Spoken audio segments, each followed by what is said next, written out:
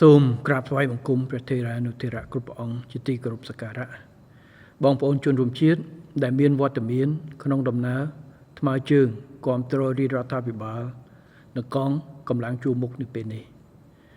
មុននឹងចាប់ផ្ដើមទូលព្រះបង្គំជាខ្ញុំសូមព្រះបរមរាជានុញ្ញាតក្រាបថ្វាយបង្គំថ្វាយនៅព្រះសពសាធុការពរជ័យចំពោះសម្ដេចព្រះមហាក្សត្រីនរោត្តមមុនិនាថសីហនុព្រះវររាជមេដាជាតិខ្មែរជាទីសក្ការៈដ៏ខ្ពង់ខ្ពស់បំផុតនិងសូមព្រះអង្គទ្រង់ប្រកបដោយព្រះរាជសុខភាពល្អបរិបូរណ៍ព្រះកាយពលរឹងមាំព្រះបញ្ញាញាណភ្លឺថ្លាតចាស់តចង់ព្រះជន្មាយុយឺនយូរនៅក្នុងឱកាសព្រះរាជពិធីបុណ្យចម្រើនព្រះជន្មគម្រប់89ព្រះវស្សាយាងចូល90ព្រះវស្សារបស់សម្ដេចព្រះមហាក្សត្រីនរោត្តមមុនិនាថសីហនុព្រះវររាជមេដាជាតិខ្មែរបងប្អូនរួមជាតិជាទីស្រឡាញ់ក្នុងនាមរាជរដ្ឋាភិបាលនិងទូលព្រះបង្គំជាខ្ញុំផ្ទាល់ទូលព្រះបង្គំពិតជាមានមោទនភាពនិងសូមថ្លែងអំណរព្រះគុណប្រគេនព្រះថេរានុថេរៈគ្រប់ព្រះអង្គអំណរព្រះរាជគុណថ្វាយព្រះករុណាប្របាទសម្ដេចព្រះបរមនាថនរោត្តមសីហបតីព្រះមហាក្សត្រនៃព្រះរាជាណាចក្រកម្ពុជានិងសម្ដេចព្រះមហាក្សត្រីនរោត្តមមុនិនាថសីហនុព្រះវរមេដាជាតិខ្មែរ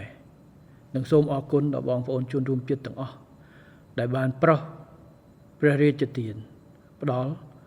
ល់ការឧបត្ថម្ភគាំទ្រជាថវិកាជាសម្ភារៈនិងជាស្បៀងអាហារនិងបានចូលរួមយ៉ាងផុសផុលតាមគ្រប់រូបភាពដើម្បីលើកទឹកចិត្តដល់កងកម្លាំងរបស់យើងដោយមិនប្រកាន់និន្នាការជំនឿសាសនាក្នុងនាមជាប្រជាជាតិខ្មែរតែមួយ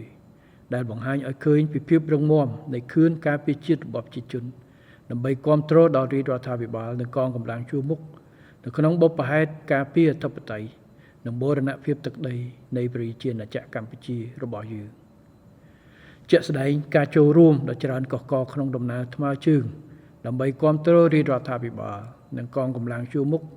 គឺបង្ហាញយ៉ាងច្បាស់អំពីស្មារតីស្នេហាជាតិ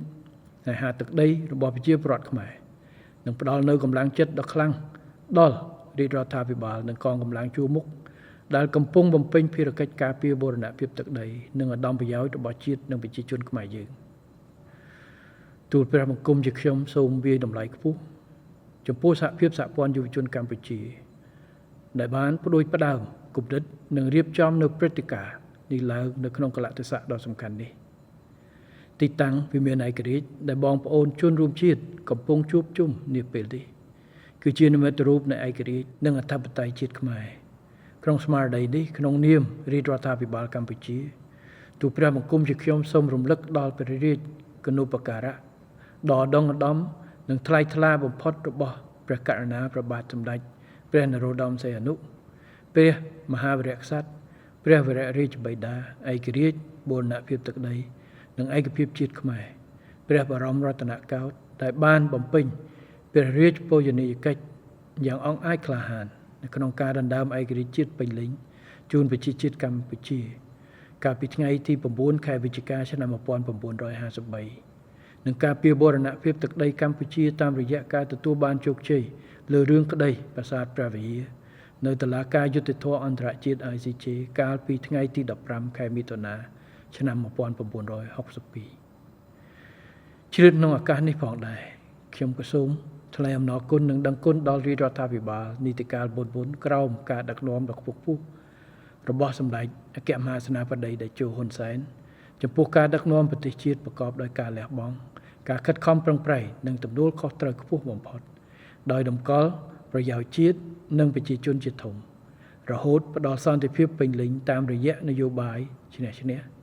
ដែលជាមូលដ្ឋានដ៏សំខាន់ក្នុងការវិវត្តសង្គមសេដ្ឋកិច្ចកម្ពុជារហូតដល់ពេលបច្ចុប្បន្ននៅក្នុងស្មារតីនេះរាជរដ្ឋាភិបាលនីតិកាលទី7នៃរដ្ឋសភាបដិញ្ញាបន្តបេសកកម្មនិងគំរូវីរភាពរបស់ថ្នាក់ដឹកនាំជំនាន់មុនដើម្បីថែរក្សាការពារអធិបតេយ្យបូរណភាពទឹកដីសន្តិភាពស្ថិរភាពនិងបន្តអភិវឌ្ឍលើគ្រប់វិស័យជូនជាតិនិងប្រជាជនកម្ពុជាបងប្អូនជនរួមជាតិខ្មែរជាទីស្រឡាញ់ ពាក់ព័ន្ធនឹងបញ្ហាព្រំដែនជាមួយប្រទេសថៃដែលកំពុងឡើងកម្ដៅកម្ពុជាបាននឹងកំពុងព្យាយាមដោះស្រាយដោយប្រកាន់គោលជំហររក្សាសន្តិភាពមិត្តភាពកិច្ចសហប្រតិបត្តិការដើម្បីជាឧត្តមប្រយោជន៍សម្រាប់ប្រជាពលរដ្ឋនៃប្រទេសទាំងពីរកម្ពុជាបន្តប្រើប្រាស់យន្តការគណៈកម្មការព្រំដែនចម្រុះកម្ពុជាថៃ JBC ដើម្បីបន្តការវាស់វែងខណ្ឌសីមានិងបោះបង្គោលព្រំដែនដែលនៅសេសសល់លើកលែងតែនៅតំបន់4គឺប្រាសាទតាមាន់ធំប្រាសាទតាមាន់តូចប្រាសាទតាកបីនិងតំបន់មុំបី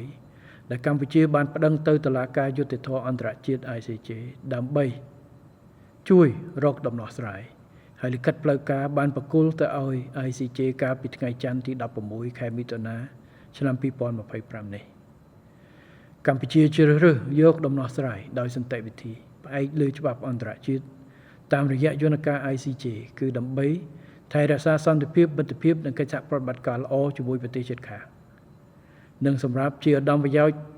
ពិតប្រាកដរបស់ប្រជាពលរដ្ឋនៃប្រទេសទាំងពីរបងប្អូនជនរួមជាតិខ្មែរជាទីស្រឡាញ់ជាថ្មីម្ដងទៀតខ្ញុំសូមគូសបញ្ជាក់ថាដំណើរថ្មើរជើងរួមគ្នាដែលបងប្អូនជនរួមជាតិបានចូលរួមនាព្រឹកនេះពិតជាមានអត្ថន័យយ៉ាងជ្រាលជ្រៅនិងបានផ្ដល់កម្លាំងចិត្តគាំទ្រយ៉ាងសំខាន់ដល់រាជរដ្ឋាភិបាលនិងជាពិសេសដល់កងកម្លាំងជួរមុខក្នុងការបន្តបំពេញបេសកកម្មការពារឯករាជ្យជាតិអធិបតេយ្យនិងបូរណភាពទឹកដីនៃប្រជាជាតិអាចារ្យកម្ពុជានៅក្នុងពេលព្រមគ្នានៃការបន្តថែរក្សាសន្តិភាពស្ថិរភាពនិងវឌ្ឍនភាពសង្គមលើគ្រប់វិស័យជាទីបញ្ចប់ខ្ញុំសូមជូនពរឲ្យព្រឹត្តិការណ៍នេះប្រព្រឹត្តទៅដោយរលូននិងជោគជ័យនៅក្នុងស្មារតីសាមគ្គីឯកភាពមហាគ្រួសារនៃជនជាតិខ្មែរយើងនិងសូមបងប្អូនជនរួមជាតិទាំងអស់ទទួលបាននូវពុទ្ធពរនិងពរទាំង5ប្រការគឺអាយុវណ្ណៈសុខៈពលៈនិងបដិពានៈកំបីគ្លៀងគ្លាតឡើយសូមអរព្រគុណសូមអរគុណ